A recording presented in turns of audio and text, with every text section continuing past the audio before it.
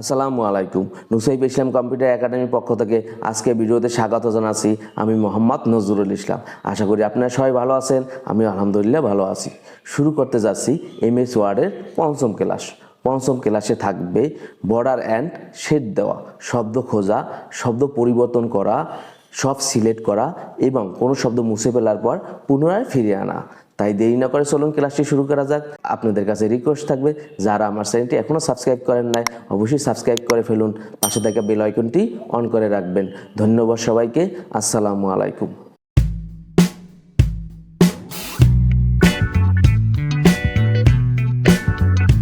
আজকে আমরা দেখব হোম মেনুর লেসন 4। হোম মেনুর লেসন 4-এ প্রথমেই আছে বর্ডার অ্যান্ড শেড দেওয়া। সিলেক্ট করতে হবে, হোমে ক্লিক করতে হবে, তারপর এই আইকনের মাধ্যমে আমরা কিভাবে বর্ডার অ্যান্ড শেড দিতে পারি সেটা আজকে দেখব। বর্ডার অ্যান্ড শেড কি? যেমন এই লেখার পাশে যে চারপাশে একটা বর্ডার দেওয়া আছে এটাকে বর্ডার বলা হয়, আর শেডিং বলতে যে মাঝখানের যে ব্যাকগ্রাউন্ডে একটা কালার দেওয়া আছে, অ্যাশ কালার দেওয়া আছে, এটাকে কালার বলা হয়।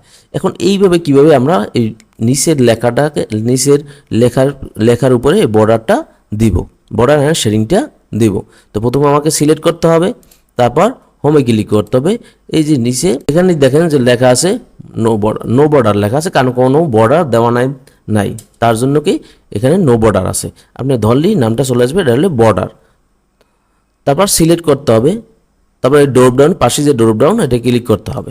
ক্লিক করার পর এখান থেকে আউটসাইড বর্ডার বলতে আমি চারপাশে বর্ডার দিতে চাচ্ছি, তাহলে আউটসাইড বর্ডারে ক্লিক করলে কি আমার চারপাশে একটা বর্ডার চলে আসবে। এভাবে আমরা লেখার চারপাশে বর্ডার দিতে পারি। যেমন আমরা সিলেক্ট করতে হবে, সিলেক্ট করার পর ক্লিক করতে হবে, তারপর এই ড্রপ ডাউনে ক্লিক করতে হবে, এখান থেকে আউটসাইড বর্ডারে ক্লিক করতে হবে। বর্ডারে ক্লিক করলে আমার চারপাশে কি বর্ডার চলে আসবে। এভাবে আমরা লেখার চারপাশে বর্ডার দিয়ে থাকি। শেডিং হলো ব্যাকগ্রাউন্ডে একটা কালার দেওয়া। তো সিলেক্ট করতে হবে, তারপর এই ড্রপ ডাউনে ক্লিক করতে হবে, তারপর বর্ডার অ্যান্ড শেডিংয়ে ক্লিক করতে হবে। ক্লিক করার পর এখান থেকে শেডিংয়ে ক্লিক করতে হবে। শেডিংয়ে ক্লিক করার পর এখান থেকে কোনো নো কালার দেওয়া আছে, এখান থেকে আমরা একটা কালার দেবো। যে মনে করেন বোঝার সুবিধার জন্য আমরা অন্য একটা কালার দিই, হলুদ কালারটা দেব। সিলেক্ট করলাম, তারপর ওকে ক্লিক করলাম, তারপর লেখার পিছনে ব্যাকগ্রাউন্ডে একটা কালার চলে আসছে, এটাকে শেডিং বলা হয়।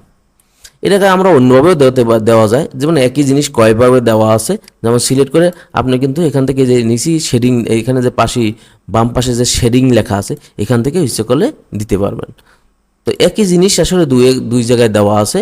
যেমন শেডিংয়ে একই কাজ, এটারও যা কাজ ওটার একই কাজ, আপনি ইচ্ছে করলে এখান থেকেও দিতে পারেন, ওখান থেকেও দিতে পারবেন।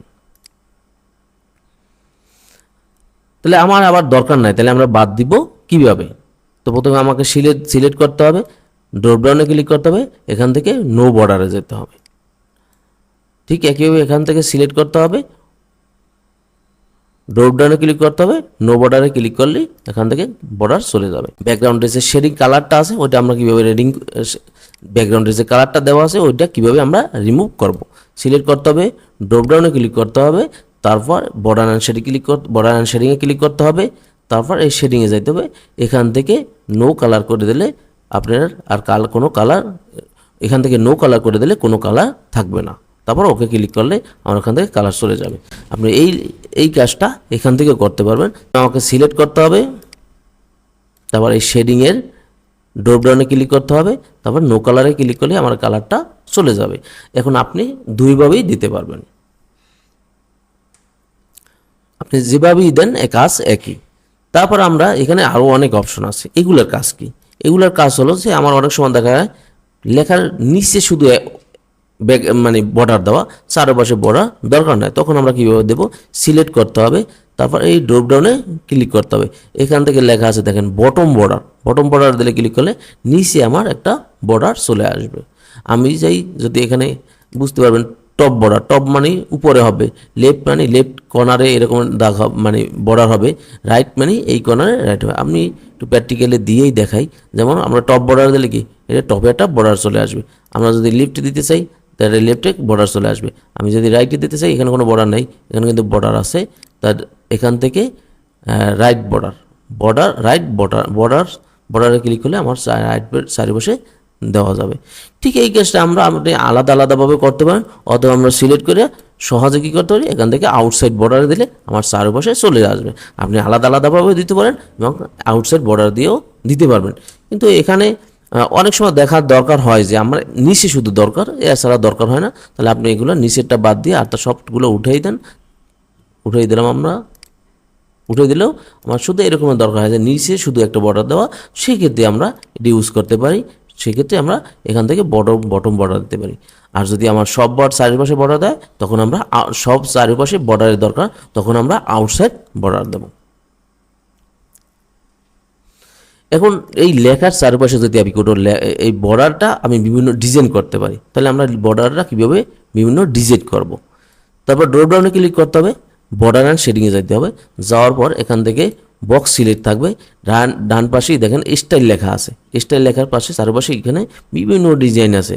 যে অনেক সময় হয় যে আমি বর্ডারটা ডাবল দেবো, অথবা আমার এরকম চারপাশে বর্ডার একটু মোটা করে দেওয়ার দরকার, ইচ্ছে করলে আপনি মোটা করেও দিতে পারবেন। অথবা আমার যদি দরকার ডাবল, এখানে দেখেন ডান পাশে প্রিভিউ দেখা যাচ্ছে, ডাবল বর্ডার চলে আসছে। ঠিক এইভাবেই হবে। আমরা এইভাবে এই বর্ডারটা দেবো, এই বর্ডারটা দেবো চারপাশে। তবে ওকে ক্লিক করলে কি ওই বর্ডারের চারপাশে আপনি ওইটা কোনো ডিজাইনের বর্ডার চলে আসবে। আপনি যদি চান যে না আমার ওই বর্ডারটা কোনো কালার দিতে, তাও আপনি দিতে পারবেন। নিচে লেখা আছে যে কালার, এই কালারে ক্লিক করতে হবে। তারপর এখান থেকে আমরা ওকে ক্লিক করলাম। তারপর আপনি ইচ্ছে করলে এখান থেকে চারপাশে বর্ডারটা কালার করতে পারবেন। তাহলে আমার আবার দরকার নাই, তাহলে আমরা কীভাবে বাদ দেবো, বর্ডার অ্যান্ড শেডিংয়ে যাইতে হবে। এখান থেকে নানে ক্লিক করে বর্ডার থেকে নানে ক্লিক করে ওকে ক্লিক করলে কি আমার চারপাশে বর্ডার চলে যাবে।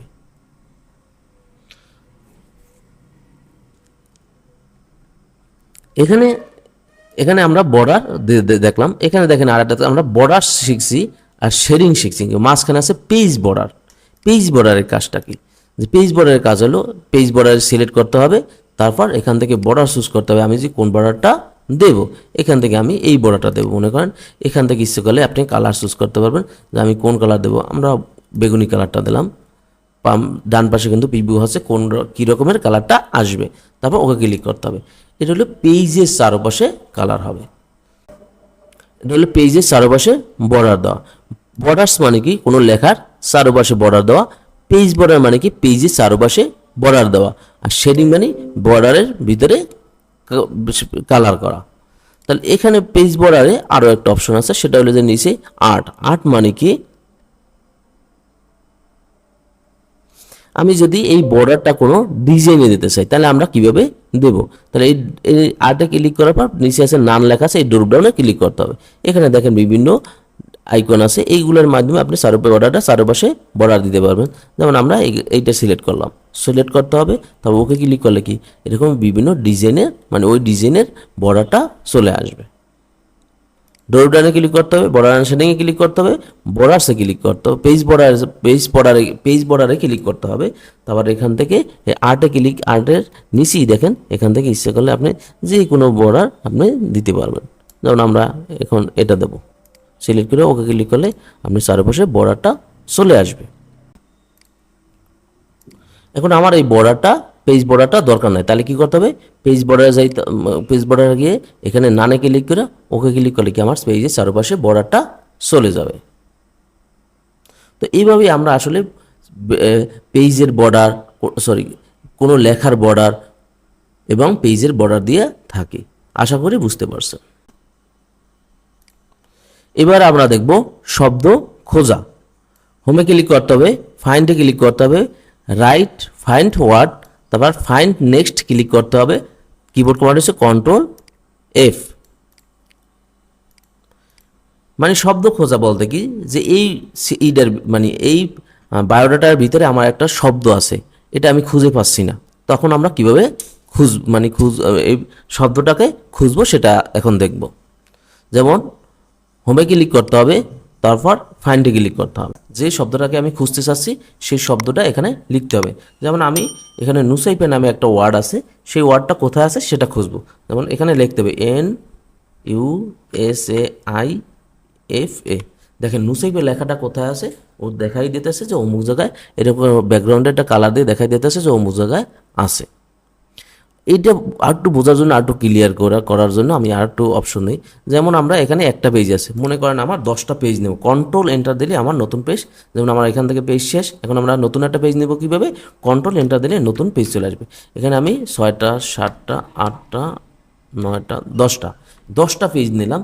10টা পেজের নিচে আমরা মনে করেন যে এখানে লিখে আসলাম 2024। এখন আমরা কি করব, এই 1 নাম্বার পেজ যাবো, এখানে ডান পাশে স্ক্রল বার টাইনে 1 নাম্বার পেজে চলে গেলাম। এখান থেকে এখন মনে করেন যে 2024 কোন পেজে আছে আমার মানে আমি মনে নাই, তাহলে আমরা কিভাবে খুঁজবো, তখন কি করতে হবে, আমাকে ফাইন্ডে ক্লিক করতে হবে। ফাইন্ডে ক্লিক করার পর এখানে লিখে দিতে হবে যে আমি কোন যে শব্দটা খুঁজতেছি সেই শব্দটা 2024।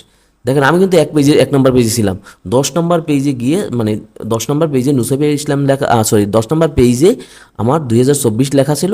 এখানে দেখাই দিতে আছে যে 2024 অমুক জায়গায় আছে। এরকম যদি হয় যে আমার 10টা পেজে আমার আমার একটা ওয়ার্ড কোন পেজে আছে আমি জানি না, তখন আপনি এভাবে ফাইন্ডের মাধ্যমে খুঁজতে পারবেন। আশা করি বুঝতে পারছেন। ফাইন্ডের কিবোর্ড কমান্ড হলো কন্ট্রোল এফ। কন্ট্রোল এফে ক্লিক করলে আমার ফাইন্ড টুলবারটা চলে আসছে। এখানে আপনি যে শব্দটা খুঁজতেছেন এখানে আপনি লিখেই হবে। যেমন আমরা নুসাইফে খুঁজবো, আমরা 10 নম্বর পেজে আছি, এখন আমরা NUSAIF নুসাইফে দেখলাম, ওখান থেকে নুসাইফে লেখাটা কোন এই পেজে 10টা পেজের কোন জায়গায় আছে দেখাই দিল। যেমন দেখেন এখানে কীভাবে বুঝলাম আমরা 10টা পেজ আছে, নিচেই দেখেন 1 of 10 1 of 10, তার মানে 10টা পেজ আছে, 10টা পেজ আছে, তার 1 নম্বর পেজে আমরা আছি। নুসাইফে কোথায় আছে সেটা এখানে দেখা যাচ্ছে, দেখিয়ে দিল। তাহলে আমার ফাইন্ডের কিবোর্ড কমান্ড হলো কন্ট্রোল এফ। এবার আমরা দেখব শব্দ পরিবর্তন করা। হোমে ক্লিক করতে হবে, এই রিপ্লেস আইকনে ক্লিক করতে হবে, অথবা আমার রাইট রিপ্লেস ওয়ার্ড, তারপর রিপ্লেসে ক্লিক করতে হবে, অথবা কিবোর্ড কমান্ড হলো কন্ট্রোল এইচ। এখন মনে করেন এই নুসাইবে ইসলাম পরিবর্তন করে আমরা নজরুল ইসলাম লিখবো, তাহলে আমরা কিভাবে লিখবো, যে শব্দটা পরিবর্তন করতে চাচ্ছি সেটা আগে সিলেক্ট করতে হবে। সিলেক্ট করার পর হোমে ক্লিক করতে হবে, এখান থেকে রিপ্লেসে ক্লিক করতে হবে। রিপ্লেসে ক্লিক করলে যে লেখাটা আছে ওই লেখা মানে যে লেখাটা সিলেক্ট করছি ফাইন্ড ওয়ার্ড, যে শব্দটা মানে যে শব্দটা পরিবর্তন করতে চাচ্ছি সে যেটা সিলেক্ট করবেন সেটা ফাইন্ড রাইটে চলে আসবে। আমি যেটা পরিবর্তন করে লিখতে চাচ্ছি সেটা লিখবো রিপ্লেস উইথে। যেমন এখানে লিখবো নজরুল, NAZ নজরুল লিখে রিপ্লেসে ক্লিক করলাম, তাহলে আমার কি ওই লেখাটা দেখেন পরিবর্তন হয়ে নজরুল হয়ে গেছে। শুধু ওকে দিয়ে যাবেন, ক্লোজ করে দেন। এখানে দেখেন যে ওই ওয়ার্ডটা কি নুসাইবে ছিল এখন নজরুল হয়ে গেছে। এখানে এইভাবে আমরা যে কোনো ওয়ার্ড পরিবর্তন করে থাকি। এখন প্রশ্ন থাকে যে একটা ওয়ার্ডেতে তো এই ওয়ার্ডটা তো আমরা এখান থেকেও লিখে দিতে পারতাম, এখন এই ওয়ার্ডটা কখন মানে রিপ্লেসটা আমার কখন লাগবে। যেমন এই আমরা নুসাইবে ইসলাম, এই নুসাইবে ইসলাম আমরা কপি করে অনেক, যেমন মনে করেন অনেকগুলো যখন থাকবে, যেমন এখানে একটা পেস্ট করে দিলাম, প্রতিটা পেজে আমরা নুসাইবে ইসলাম পেস্ট করে দিলাম। নুসাইবে ইসলাম, নুসাইফিয়া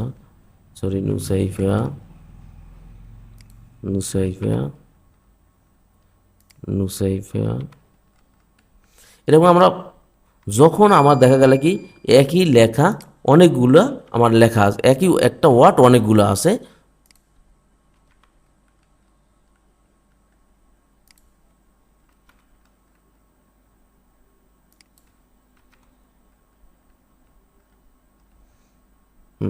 এখন আমার 10টা পেজে কি নুসাইবিয়া নামের একটা ওয়ার্ড আছে। এখন এই ওয়ার্ডটা আমরা কীভাবে চেঞ্জ করব, তখন আমার দরকার হবে যে এই রিপ্লেসটা। একটা ওয়ার্ডের জন্য আমরা এই রিপ্লেস কখনো ইউজ করব না। কখন ইউজ করব, দেখা যায় কি আমার একটা পেজ, আমার 10টা পেজ আছে, সেখানে একই ওয়ার্ড আছে 100 বা 50টা ওয়ার্ড আছে, সেই ওয়ার্ডটা আমার চেঞ্জ করা দরকার, তখন আমরা এই রিপ্লেসটা ইউজ করব। যেমন এখানে আমরা নুসাইফে অনেক জায়গায় লিখে রাখছি, 10টা পেজই নুসাইফে লিখে আসছি, ওই ওয়ার্ডটা 10টা পেজই আমার লেখা আছে। এখন আমরা রিপ্লেসে ক্লিক করব, রিপ্লেসে ক্লিক করবে নুসাইফে থাকবে। নুসাইফে যেহেতু আমার ওটা সিলেক্ট করা আগের ছিল এই জন্য চলে আসছে, এখন নুসাইফে যেহেতু আমার আগের ছিল এই জন্য চলে আসছে। যদি লেখা না থাকে তাহলে আপনি এখানে নুসাইফে লিখবেন, আর রিপ্লেস রাইট উইথে আপনি যেটা পরিবর্তন করে লিখতে চাচ্ছেন সেটা লিখবেন। লেখার পর রিপ্লেস অল দিতে হবে। রিপ্লেস অলে ক্লিক করলে দেখেন, ওকে ক্লিক করলে যত জায়গায় নুসাইবে ছিল প্রতিটা পেজে দেখেন আপনার নজরুল, এই যে নজরুল চলে আসছে, নজরুল চলে আসছে, নজরুল চলে আসছে, নজরুল চলে আসছে। এরকমের যদি দরকার হয় যে একই ওয়ার্ড অনেকগুলো, সেক্ষেত্রে আমরা রিপ্লেসটা ইউজ করব। একটা বা দুইটা ওয়ার্ডের জন্য আমরা রিপ্লেস ইউজ করি না, বা একটা ওয়ার্ডের জন্য রিপ্লেস ইউজ করা হয় না। রিপ্লেস ইউজ করা হয় যখনই দেখা গেলে একই ওয়ার্ড 10টা বা 15টা 20টা, আপনি যদি এটা চেঞ্জ করতে চান অনেক সময় লাগবে, তখন আমরা রিপ্লেসটা ইউজ করে থাকি। আশা করি বুঝতে পারছেন। রিপ্লেসের কিবোর্ড কমান্ড হলো Ctrl+H। ফাইন্ডে যে শব্দটা আপনি লিখতে চাচ্ছেন সেটা এখানে লিখবেন, আর যেটা পরিবর্তন করতে চাচ্ছেন রিপ্লেস উইথে ক্লিক করলে, মানে লিখে তারপর ওকে নেক্সটে ক্লিক করলে বা রিপ্লেসে ক্লিক করলে আপনি ওখান থেকে চেঞ্জ হয়ে যাবে। তার মানে রিপ্লেসের কিবোর্ড কমান্ড হলো Ctrl+H।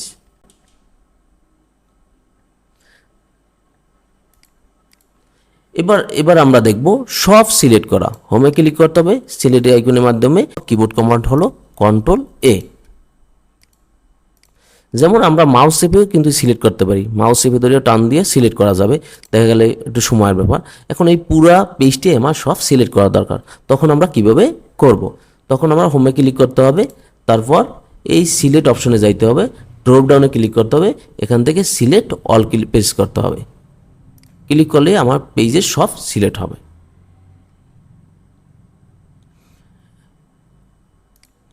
এটার বাড়তি কোনো কাজ নেই। এখন সব সিলেক্ট আমরা কিবোর্ড দিয়ে করব কিভাবে? Ctrl+A প্রেস করলে আমার সব সিলেক্ট হবে। আশা করি বুঝতে পারছেন। এবার আমরা দেখব কোনো শব্দ মুছে ফেলার পর কিভাবে ফিরিয়ে আনা যায় সেটা দেখব, অথবা কিবোর্ড কমান্ড হলো Ctrl+Z।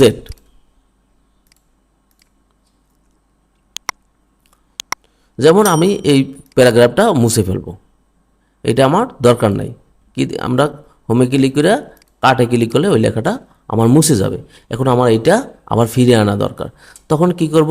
এই উপরে দেখেন যে লেখা আছে, এইটা হলে যে আনডু, আর এই পাশেটা হলে যে রিডু। সরি আচ্ছা, রিডুটা আসতেছে না, কারণ আমরা এই আনডুতে ক্লিক করলে দেখেন আমার এখানে এইতে চলে আসছে। আবার যদি আমি এইটা আবার রিডুতে ক্লিক করি, রিডু কাট, দেখেন রিডু কাট ক্লিক করলে আবার ওটা চলে যাবে।